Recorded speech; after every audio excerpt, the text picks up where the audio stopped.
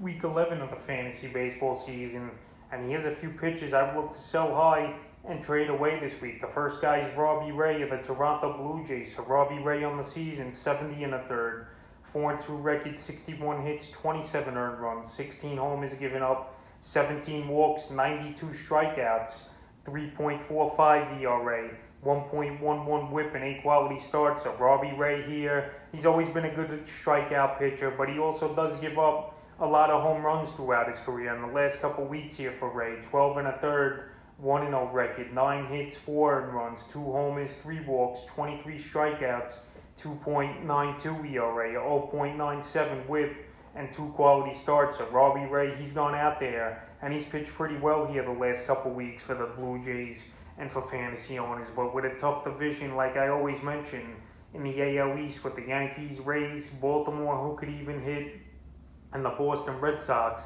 I just don't find these stats continuing up here good for Robby Ray.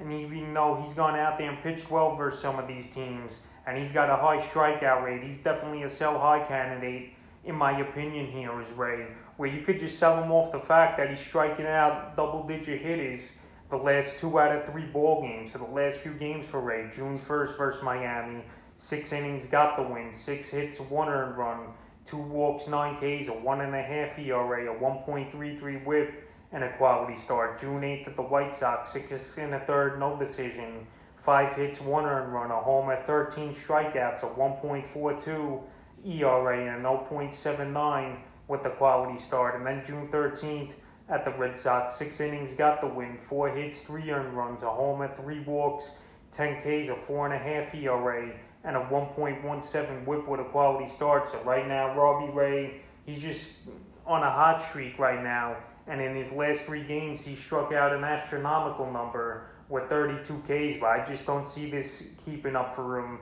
And I definitely would sell him off high for a good hitter or even a good pitcher in a deal. And his next outing is June 18th at the Baltimore Orioles. The next pitcher is Framber Valdez of the Houston Astros. So I was big on Valdez coming into the season here. And so far, since he returned from injury, he's been a great pitcher. So on the season for him, 25 and a third, 3-0 record, 17 hits, 4 earned runs, 2 homers, 7 walks, 24 strikeouts, 1.42 ERA, and 0.95 whip with 3 quality starts in the last couple weeks for Valdez.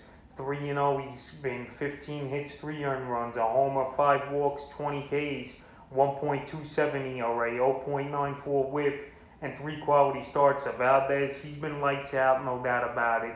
He's been pitching great, but I just don't see him sustaining a 1.2 ERA the rest of the way like he has over the last couple weeks here. So the last few outings for Valdez, 7 and a third, got the win, 5 hits, 1 earned run, 8 Ks, a 1.23 ERA, 0.68 whip, and a quality start on June 8th at Boston.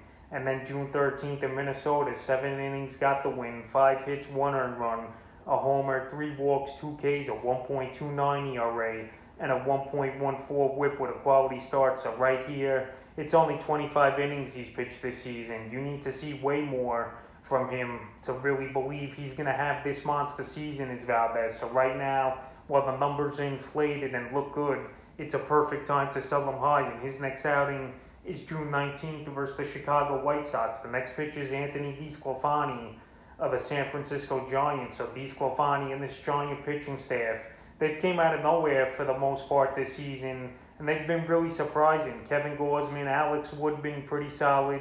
DeSclafani here, and on the season for DeSclafani, 75 and 2/3, 6 and 2 record, 56 hits, 26 earned runs, 8 homers, 21 walks, 66 strikeouts, a nice 3.09 ERA with a 1.02 whip, and 7 quality starts in the last couple weeks here for DeSclafani. 15 innings, 2-0, 6 hits, 2 earned runs, a homer, a walk, 12 Ks, a 1.20 ERA, 0.7 whip, and 2 quality starts. So right here, he's gone out there and pitched well, including a complete game shutout 2-hitter last week versus the Washington Nationals. So right here, DeSclafani, his next outing's here today actually versus Arizona, and I just don't buy him as well as sustaining these stats, especially in a division where there's a lot of good teams over there, especially with the Dodgers and Padres. You got to verse in that division 18 times on the year. So DeSclafani, the last few outings, May 28th versus the mentioned Dodgers, 4 2/3, no decision,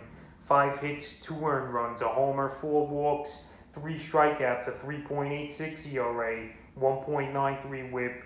June 3rd versus Chicago Cubs, 6 innings, got the win, 4 hits, 2 earned runs, a homer, no walks, 4 Ks, a 3 ERA, 0.67 WHIP, and a quality start. And then June 11th at Washington, like I mentioned, complete game shutout, 2-hitter, 1 walk, 8 Ks, 0.33 WHIP, and the quality start. So off that game alone, anytime a guy throws a no-hitter or has a complete game shutout and you don't think he's that good of a ball player, is the perfect time, in my opinion, to put him on your trade block and sell him high. And this is the case what I would do with DeSclafani if I owned him in my fantasy leagues. Because let's go back a few weeks ago where he got bombed in a game versus the Dodgers on May 23rd, 2 2/3, got the loss, 9 hits, 10 earned runs, a homer, 3 walks, 3 Ks, a 33.75 ERA, and a 4.50 WHIP. I'm not saying he's going to get bombed a lot, but I'm just not going to see him having these big games, especially good versus teams like the Dodgers and Padres. So right here, after that great game, he's a definite sell high candidate. The next pitcher is Andrew Heaney of the Los Angeles Angels. So Heaney, he's been a guy who's stayed around in the league a long time, a former top prospect many seasons ago was Heaney. So on the season from 62 2/3, 4-4 record, 57 hits, 31 earned runs, 9 homers, 20 walks, 75 Ks, 4.45 ERA, a 1.23 WHIP, and 5 quality starts. So right here, the numbers, they're not that eye-popping, obviously, for him. And he's on a team that's been struggling this season with the Angels. But the last couple weeks here for Heaney, 1-1 record, 11 hits, 4 earned runs, 3 walks, 13 strikeouts, 3.09 ERA, a 1.20 WHIP, and a quality start. So he's been pitching better over the last few outings, but he's still a guy I can't trust and a guy I would trade away here, in my opinion. If I could get just a decent hitter or even just a decent starter in a 1-for-1 deal here for Heaney, it's the type of move I've definitely looked to go out there and do. So the last few outings for him, June 1st at San Francisco, 6 1/3, got the win, 5 hits, 1 earned run, a walk, 7 Ks, a 1.42 ERA, 0.95 WHIP, and a quality start. June 8th versus Kansas City, 6 2/3, got the win, 6 hits, 1 earned run, 2 walks, 7 Ks, a 1.35 ERA, and a 1.20 WHIP, and a quality start.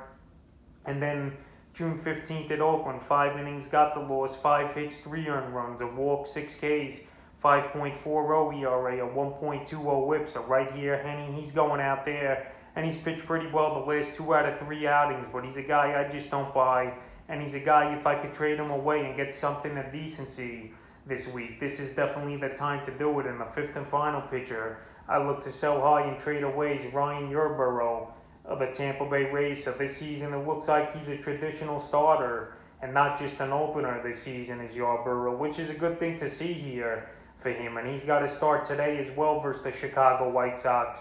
So on the season for him, already 72 innings, 4-3 record, 66 hits, 29 earned runs, 11 homers, 12 walks, 59 strikeouts, a 3.63 ERA, 1.08 WHIP, and 4 quality starts in the last couple weeks for him.